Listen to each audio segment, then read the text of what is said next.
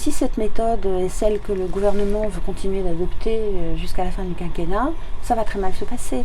Parce qu'on a quand même le droit d'être concerté, on a le droit de recueillir l'avis des entreprises, on a le droit quand même de faire valoir l'impact lourd que les entreprises de transport vont avoir à subir du fait de ces mesures, qui pour nous, et c'est bien ce qui est le plus inquiétant, n'est qu'un début.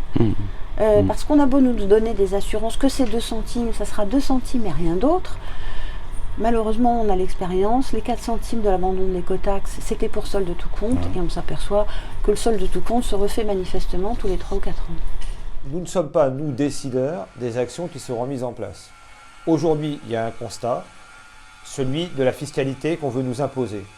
L'heure pour nous, aujourd'hui, est d'informer nos adhérents, de peser la réaction de nos adhérents et de voir avec eux quelles actions ils envisagent de faire. Donc nous sommes aujourd'hui dans la consultation. Contrairement au gouvernement, nous ne sommes pas dans la décision hâtive. Nous avons besoin de consultation. Mais ce que je peux dire aujourd'hui, c'est qu'il y a un vrai mécontentement sur la forme et le fond de ce qui nous est proposé. Et toucher à la fiscalité, c'est certainement un élément que le gouvernement n'aurait pas dû faire. Je pense que c'est un élément qui peut rapidement faire monter la pression au niveau de nos entreprises. Ce qui est quand même plus ou moins supposé, c'est que les actions ne se mettront pas en place l'été. D'abord, d'une part, parce que nous n'avons pas vocation à avoir un impact sur l'économie, et c'est quand même une période aussi où l'économie tourne et où les Français ont besoin de profiter de ces périodes-là.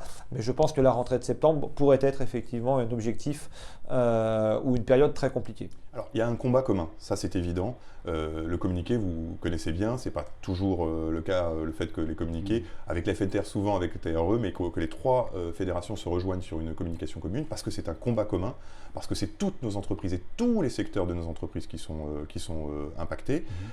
Donc on a ce combat commun. Quelle forme il prendra Nous, on a signifié très clairement à la ministre, au cabinet du Premier ministre, à l'ensemble des administrations, notre opposition aux mesures qu'ils nous ont annoncées, imposées. Le PLF est en septembre, sera présenté en septembre. D'ici là, on va continuer de leur signifier l'impact qu'il y a pour nos entreprises et pour la compétitivité de nos entreprises. Et on verra à la rentrée s'ils sont dans de meilleures dispositions. S'ils ne le sont pas, on aura effectivement une rentrée assez compliquée. La colère, oui, la colère explosera. Il peut y avoir une action commune avec toutes les fédérations, y compris l'OTRE? Pourquoi pas? À voir, à discuter, mais aujourd'hui, c'est véritablement l'ensemble de la profession, toutes les entreprises, quelle que soit leur taille, qui vont être impactées, de la plus petite à la plus grande. Bien évidemment, les toutes petites entreprises seront moins impactées dans le cadre de la requalification des entrepôts logistiques, mais sur un thème comme la DFS, elles seront complètement impactées, et les salariés aussi. Il y a un impact social qui va être très important. Sur l'augmentation du GNR, bien évidemment aussi, les petites entreprises ont des élévateurs, les petites entreprises ont des camions frigorifiques. Donc tout ça va augmenter considérablement les charges financières des entreprises.